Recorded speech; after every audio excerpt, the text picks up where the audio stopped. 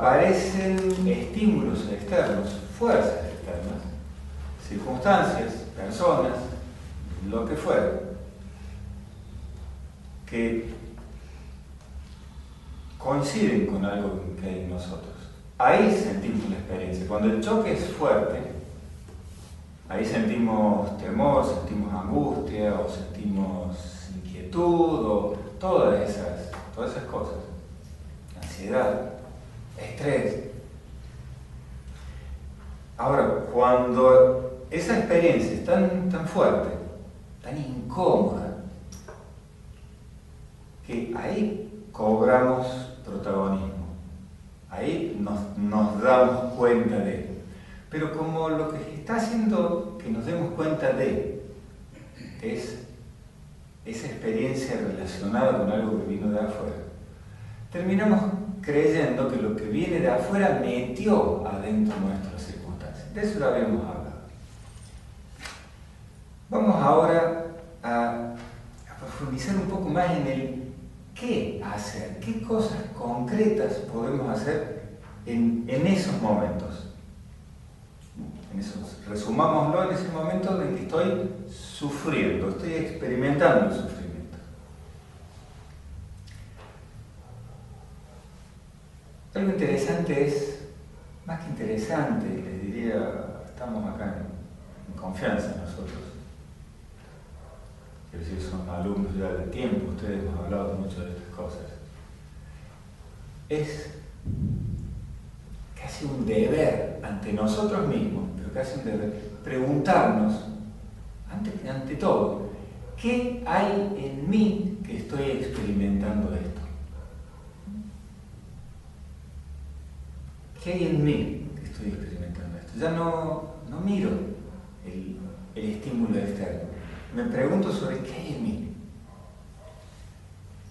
En ese preguntarme qué hay en mí, tengo que tener en cuenta que casi todas estas reacciones, todas estas experiencias que se generan tan fuerte en nosotros, este sufrimiento,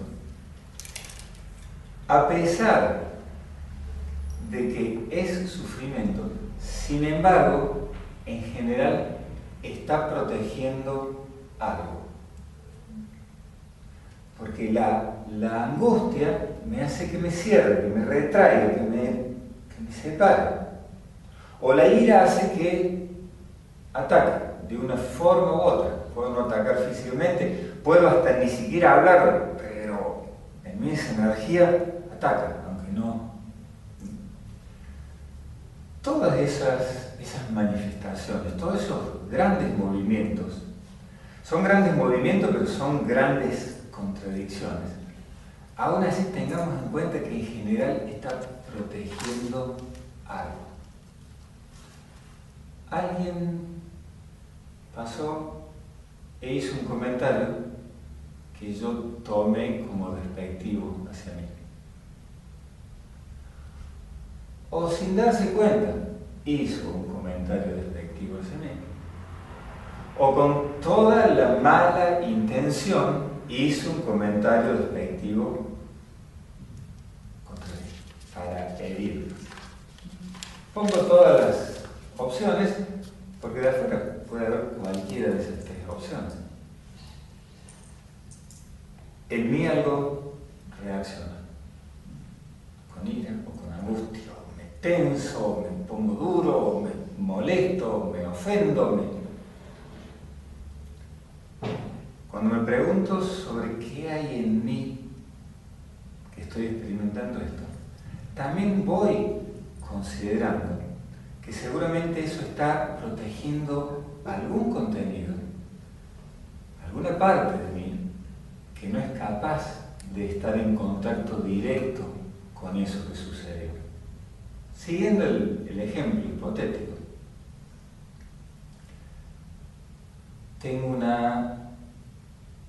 aunque me manifiesto muy seguro, tengo muy poca seguridad interior.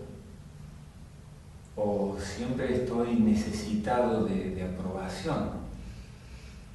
Siempre ando necesitado de aprobación. Entonces, ese tipo de cosas de afuera no estoy en condiciones de recibirlo de manera directa. Entonces surge angustia, miedo, ira, molestia, ofendido. Es toda una pantalla, una serie de cosas que creo para que eso no llegue hasta ahí adentro. De cualquier forma, si yo me pregunto qué hay en mí y tengo eso en cuenta, voy hasta un paso más adentro en la experiencia. Hay una pregunta que sigue a todo eso, es ¿de qué manera puedo beneficiarme con esto que está sucediendo? Está claro que estamos hablando del beneficio en el desarrollo personal. Está claro que estamos hablando del beneficio en descubrir de que lo que hay en mí es inseguridad o necesidad de aprobación. Si lo descubrí y todo eso me está protegiendo, no salgo a ponerme así, pero ya encontré de qué se trata. La siguiente pregunta, bueno, con esto que me he dado cuenta y con esta situación, ¿de qué forma me puedo beneficiar? Siguiendo el ejemplo, pudiera ser que ya que me di cuenta, me puedo abrir un poquito, hacer ahí un esfuercito, unas respiraciones, ya no ofenderme tanto o ya no enojarme tanto y dejar que un poco que eso que llegó a mí llegue un poco más a mi necesidad y miro lo que está pasando y controlo mi necesidad de aprobación. Como cuando hemos agarrado el cuerpo y estamos haciendo una torsión, un arco, un estiramiento, y hay algo ahí que ya nos empieza a molestar y nos empieza a doler. Le prestamos atención a la molestia o al dolor, sabemos que es una señal, buscamos en qué parte es. A lo mejor podemos relajar y avanzar un poquito más o quedarnos ahí, pero nos estamos beneficiando con esa sensación física. Lo mismo con este otro tipo de experiencias. Si hemos encontrado algún tipo de respuesta a las dos primeras preguntas, la siguiente es ¿de qué manera puedo beneficiarme? Tiene que ver con algo que los sufis dicen también, no solo los sufis. A través de lo visible se ve lo invisible. Lo visible es mi reacción. Me puede ser muy útil si con eso me sirve para ver lo que había adentro y para ver de qué manera me puedo beneficiar. Pudiera ser, vamos al otro extremo, que todavía no estoy en condiciones. Entonces, me tendría que ser ofendido, no tendré que ver nunca más a esa persona, tendré que, no sé, otra cosa. Pero si sí estoy en condiciones, lo uso como una especie de gimnasia. El cuerpo se fortalece usando algunos sobrepesos, algunos estímulos que, pues más nuestra mente también, cómo se fortalece nuestra mente. Y abriéndonos nuevas experiencias, aprendiendo cosas. A través de lo visible, descubrir lo invisible. Y hacer algo al respecto. Por eso la pregunta es, ¿de qué manera puedo beneficiarme? Si ustedes se fijan, hemos trabajado en varios planos de la experiencia, nos preguntamos sobre qué había en mí, después nos fuimos más atrás y dijimos qué es lo que esto está ocultando o protegiendo, y después nos fuimos más atrás y nos preguntamos de cómo me puedo beneficiar. Ese proceso ya nos dio distancia, nos dio un punto de vista más amplio de lo que estábamos experimentando. Ahora ya tenemos la experiencia que tengamos, que puede seguir siendo no muy agradable, pero ya no ocupa todo nuestro campo focal. Ahora lo comparte con el darme cuenta de lo que pasa y lo comparte con el de qué forma puedo beneficiarme. cuando estoy trabajando sobre de qué forma puedo beneficiarme, siempre aparecen algunas ideas. Y ya tengo algo para hacer. Estamos hablando de nosotros que estamos en el camino, que decimos que tenemos un propósito de perfeccionamiento. Entonces, ya estoy en marcha. Ya no estoy obnubilado por la experiencia, ya la estoy conteniendo en mi campo más amplio y ya tengo algo para hacer. Ese algo para hacer requiere al menos una condición, y es hacer basado en propósitos, no basado en presiones, porque estamos teniendo la experiencia que no es agradable. Eso es un tipo de presión. Ahora que tenemos un mapa más claro y que tenemos algunas ideas de salida o de cambio, trabajémoslas, busquemos esas ideas, esas salidas, a partir de principios y no de presiones. ¿Qué principios? Los que hablamos acá, los que ustedes tengan. Entonces yo cuando hago, cuando me muevo, cuando actúo o cuando elijo no actuar ante determinadas situaciones, lo estoy haciendo a partir de ciertos principios mayores, trascendentes que tengo. Se dan cuenta que cuando nos empezamos a mover así, cada experiencia no agradable termina siendo una oportunidad de autoconocimiento, de autoperfeccionamiento real, de fortalecimiento y de pavimentar mejor y elegir mejor mi camino. No presiones, principios. Manejándonos siempre desde el yo de experiencia, digamos, según el cuadrito que hiciste el otro día. Exacto. Cuadrito que ahora voy a ver desde otro ángulo o repasar con otras palabras. El yo idea y el yo experiencia que hablamos la otra vez. Lo que quiero ahora es sino traer y recordar una idea que maneja el cuarto camino, esta corriente de pensamiento que trae a Occidente Gurdjieff, que divulga Upenski, que dice que en nosotros conviven dos hombres o dos mujeres. Una casi totalmente real y otro casi totalmente imaginario. ¿Qué es esto?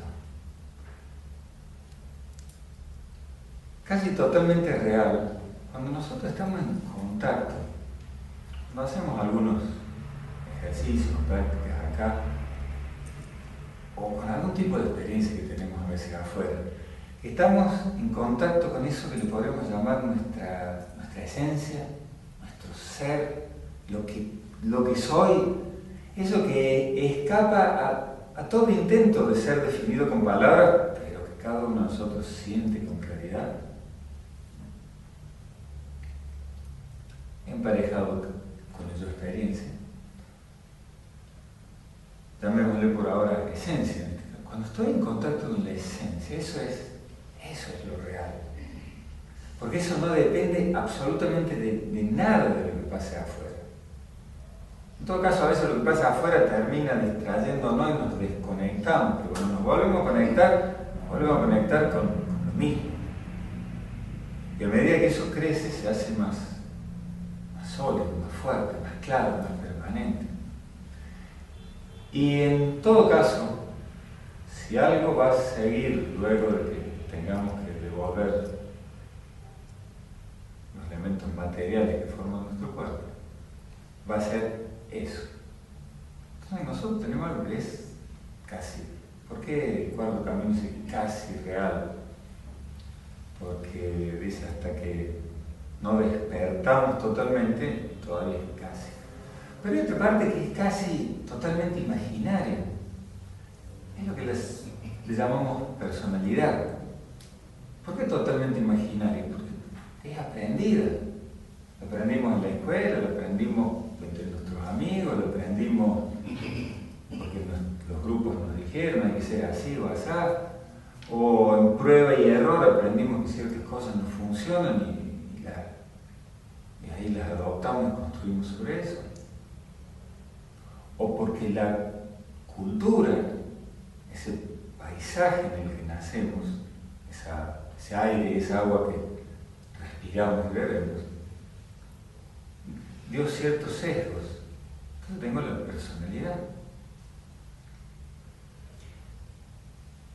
Pero es imaginaria, casi imaginaria. Y el día, nuestro último día, lo que hay seguro que nos sigue del otro lado es la personalidad. Ahora, en nosotros en general está entremezclado esto. Funciona un poco de esencia, un poco de personalidad, otro poco de esencia por allá, en esta área es más mi esencia, en aquella área es más mi personalidad. Entonces en general nos movemos y actuamos como un revoltijo de eso. Cuando empezamos a hacernos estas preguntas que yo les decía al principio, empezamos a decir, ¿de qué manera puedo beneficiar? Y pongo mis principios ahí delante. Parte de esos principios es identificar en mí qué es real y qué es imaginario, qué es trascendente en mí y qué es imaginario, que tiene que ver con la personalidad. Aun cuando pueda haber cosas que son importantes para la personalidad, pero empiezo a dividir. Entonces, de esa mezcolanza de partes mías reales y partes imaginarias, voy separando, voy identificando, voy sabiendo qué corresponde a cada cosa. Y atención, la personalidad no está mal, es más, hace falta como herramienta para interactuar con el mundo. Salir allá afuera, hacer negocios, trabajar, relacionarse, tener familia, entonces hace falta una personalidad. El problema es cuando creemos que la personalidad somos nosotros y nos desconectamos y nos olvidamos de la esencia. O cuando la que manda es la personalidad y la esencia siempre anda mendigando algunos momentos, algunos ratitos, a ver cuándo puedo. Y cuando hay dudas, siempre es la personalidad la que manda. Ahí es el problema. Recordemos de dónde viene personalidad. Personalidad viene de persona y persona viene de la máscara que usaban los griegos cuando hacían comedia o tragedia. El personaje. Ahí viene. Ahora, vamos un poco más atrás en esto que estamos indagando. Comedia y tragedia. Inicialmente en Grecia no era show para divertimento. Tenía que ver con cierto tipo de reuniones casi rituales. Comedia y drama. ¿Sí? Nacen de las prácticas de los ritos dionisíacos. ¿Se acuerdan cuando hablamos de Dionisos? Baco para los romanos. Es el dios, pero no es el dios del desenfreno. ¿Perdón? De la joda. Claro, pero no es el dios de la joda. Según la mitología griega, Baco es el que trae la vid, se trae el vino. Y, bueno, las bacanales, ¿sí? La idea que tenemos es la joda, pero... No solamente. ¿Quiénes dicen la verdad? Según el dicho. Los borrachos. Los borrachos y los niños. Los niños, los locos. Sí, los locos. Qué triste, ¿no? Que la verdad la digan los locos, los borrachos, los niños, todos los que están cuerdos, no están ni borrachos ni niños. Bien, no se puede confiar.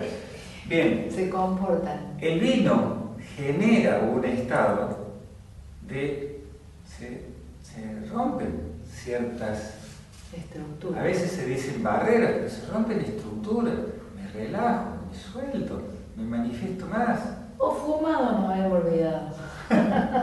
Bueno, no sé, Baco era el vino, se ve que los griegos, de esas... Eso no.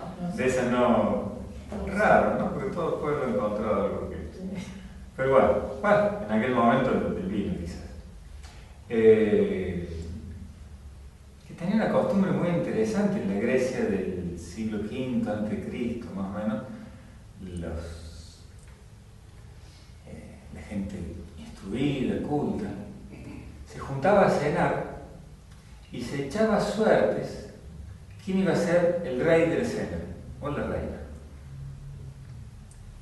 El rey de la cena o la reina de la cena, una de sus funciones, aparte de no importaba que fuera invitado, pasaba a ser quien mandaba a los criados, además decidía la proporción de agua y vino que se iba a tomar. La costumbre de tomar vino puro, ¿sí?, es medio reciente. Los romanos que no lo tomaban diluido, los griegos también.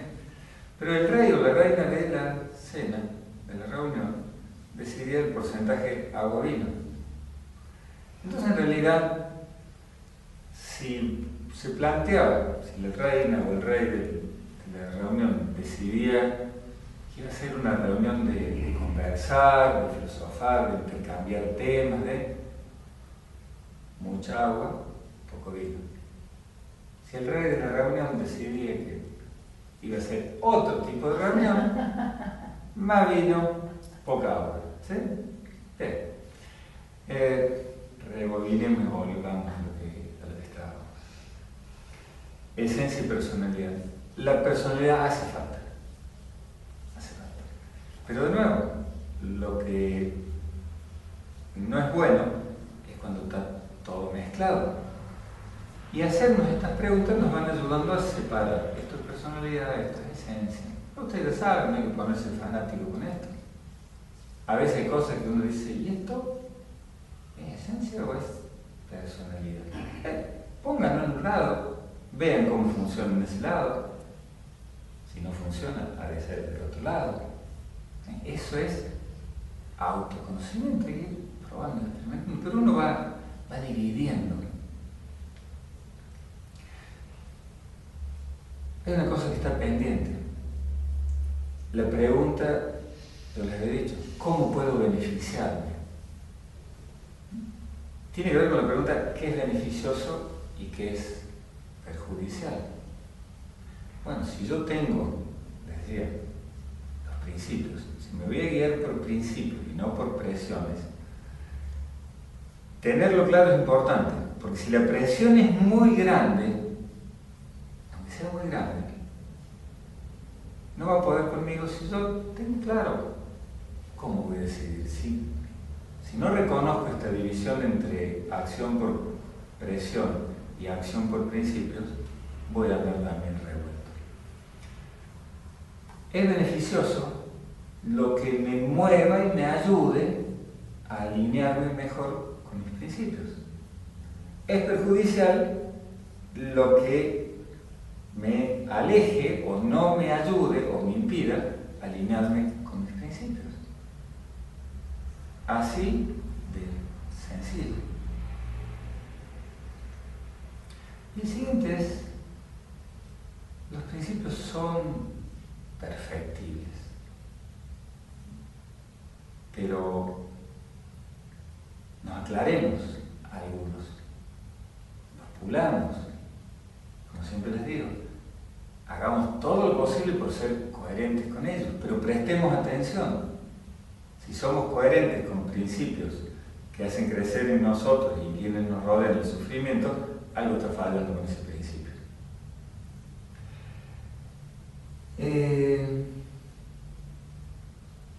Entonces, ese es el caminito. ¿Qué hay en mí que estoy experimentando esto? ¿Qué está protegiendo esta experiencia? ¿Cómo puedo beneficiarme de esto? ¿Me beneficia lo que me acerca a mis principios? ¿Me perjudica lo que me aleja? Elijo las salidas guiado por principios, no por presiones. Y voy separando lo que es personalidad y lo que es esencia. Y la personalidad hace falta, pero no puede estar mandando sobre la presencia. Hablando del cuarto camino, hay las anécdotas contadas por propios y ajenos que tuvieron relación con Gurdjieff y sus grupos. Comentan de la asombrosa capacidad que tenía Gurdjieff de prácticamente de ser distintas personas. Es decir, de acuerdo a las circunstancias, era la personalidad que se calzaba. De acuerdo a lo que quería hacer, es la personalidad que se calzaba.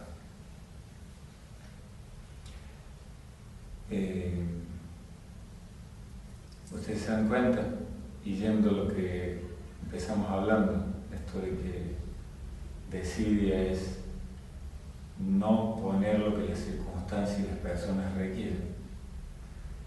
Tiene que ver con esto. ¿Qué es lo que está despierto y moviéndose? Mi esencia. Si es mi esencia, y voy a ir usando mi herramienta personalidad para estar a la altura de lo que hace falta. La esencia usa la herramienta. La esencia usa la herramienta. Hace falta. No es nos vamos a borrar de la personalidad, hace falta. Por eso, pero de acuerdo a las circunstancias. Lo que en general sucede es que la personalidad, como finalmente es imaginaria, como imaginariamente es ficticia, una ficción que hace falta, pero trata de autopreservarse. Se trata de generar la sensación de que así es como tiene que ser. Roberto, sería el yo idealizado que nos ha enseñado. El yo idealizado. Es decir, idealizamos. Lo ideal en este caso no es siempre lo mejor, el bonito. Porque tengo el yo idealizado. Yo creo que soy de esta forma y soy así, así. Entonces ya las circunstancias vienen, o sea, yo creo que soy remera y buzo livianito. Y llega el invierno y truena y cae lluvia y yo salgo con remera. Somos Alan. Pero con nuestra personalidad hacemos así. Claro. Nos calzamos una y no importa lo que esté pasando afuera, nosotros seguimos con la misma herramienta. A veces esa herramienta viene bien y a veces no funciona. Claro, pasa que hemos desarrollado nuestra personalidad en relación con el entorno más o menos que hemos ido teniendo. Entonces es una herramienta que más o menos encaja con la mayor parte de nuestras circunstancias, pero más o menos con la mayor parte, no con todas. Si algo cambia, sigo tratando de usar un destornillador para sacarlo de tuerca. Pero bueno, lo importante de esta charla es ese pasito hacia atrás. En realidad, ustedes se dan cuenta que cuando estoy frente al árbol y empiezo a dar unos pasos hacia atrás con estas preguntas, empiezo a ver el amplitud. Y acá no solo que hago hacia atrás y veo el bosque, sino tengo algunas claves para elegir mi sendero.